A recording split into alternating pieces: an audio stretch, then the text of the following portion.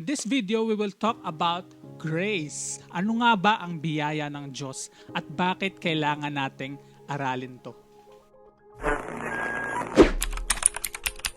Hi everyone, welcome sa J Talks. My name is Jay. In this video, we will talk about grace. We will talk about the grace of God.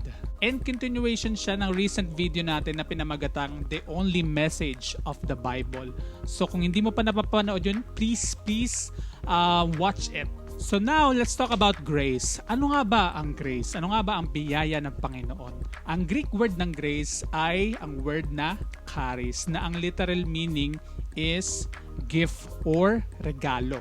So kailangan natin matutunan kung anong ang pagkakaiba ng regalo sa reward.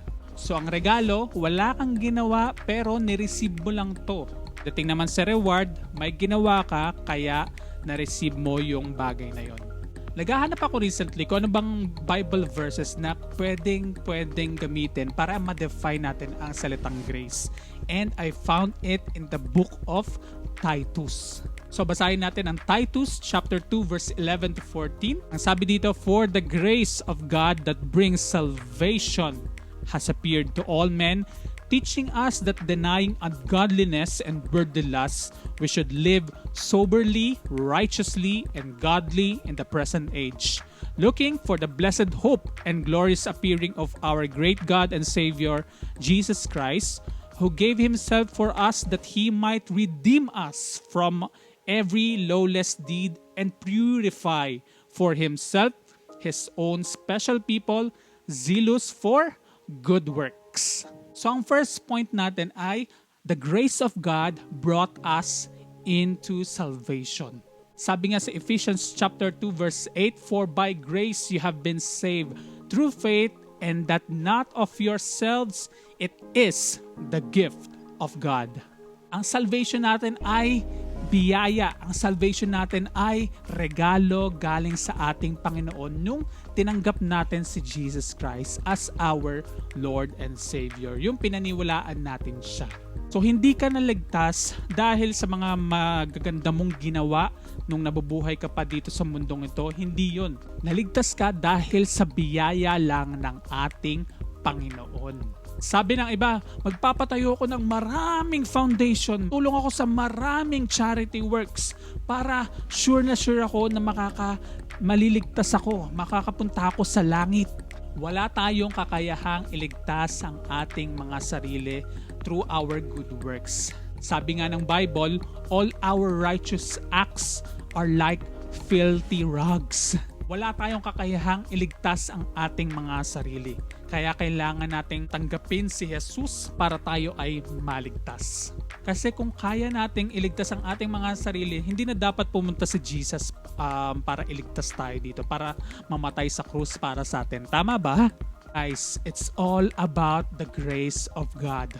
For God so loved the world that He gave His only begotten Son for us in this world, na sinadya ang kanyang isang anak na si Jesus para mamatay para sa atin. Para pagka naniwala tayo sa Kanya, tayo ay maligtas at magkaroon ng eternal life. Second point natin, the grace of God teaches us to deny ungodliness and worldly lust. The same grace that saved us is the same grace that will teach us to deny ungodliness and worldly lust. Pagka inaral natin to, ang Greek word ng ungodliness ay nasa singular form and ang Greek word ng worldly lust ay nasa plural form. So ibig sabihin, the grace of God will teach us to deny the root and to deny the fruits of ungodliness, which is the worldly lust. Grace is not a license to sin, but grace empowers you to live above sin.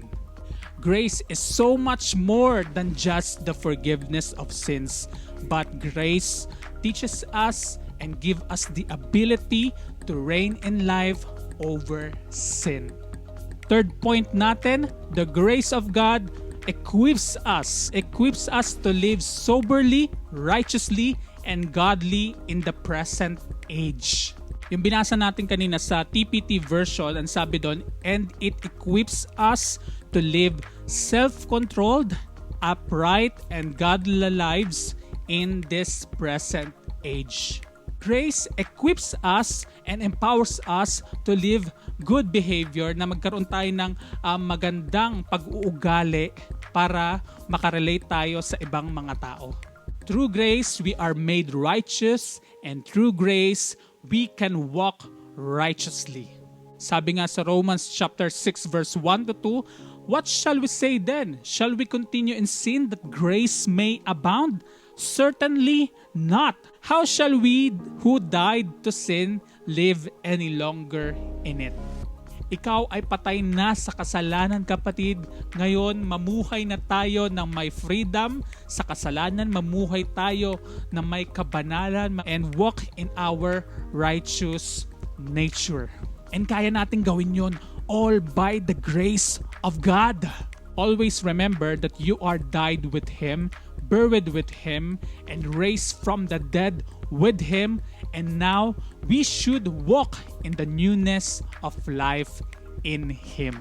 And last point na pag-uusapan natin, the grace of God leads us to our blessed hope, which is our Lord Jesus Christ. Basahin ulit natin yung Titus chapter 2 verse 13 to 14. Sabi dito, looking for the blessed hope and glorious appearing of our great God and Savior Jesus Christ, who gave Himself for us that He might redeem us from every lawless deed and purify for Himself His own special people, zealous for good works. Pag nalaman mo ang biyaya ng Panginoon, it will leads you to Jesus. It will leads you all to Jesus and not on yourself.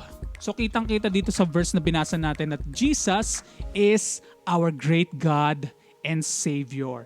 Siya ang Diyos at ang tagapagligtas natin. He gave Himself for us, redeem us from every lawless deed. He also purify us as His own very own people to become zealous, passionate for good works, passionate to do what is beautiful in His eyes. The more you will know about the grace of God, the more you will know who Jesus is, because Jesus is the grace personified.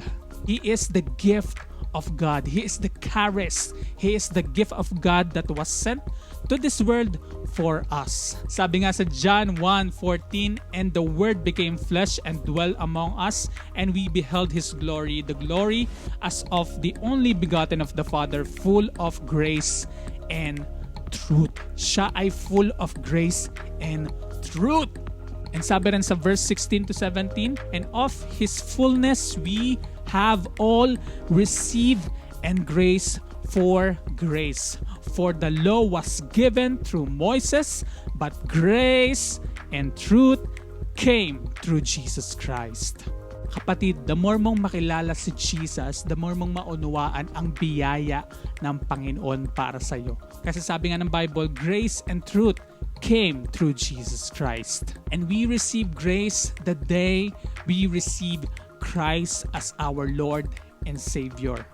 So, my encouragement for you, kapatid, focus on Jesus. Focus on His finished work, and the more mong makilala si Jesus and ang natapos ng nagawa sa krus, the more mong maunawaan ang biyaya ng Panginoon para sa iyo. And that's it. Thank you so much for watching this short video, and please subscribe and follow us in our social media platforms, and always remember, Jesus loves you.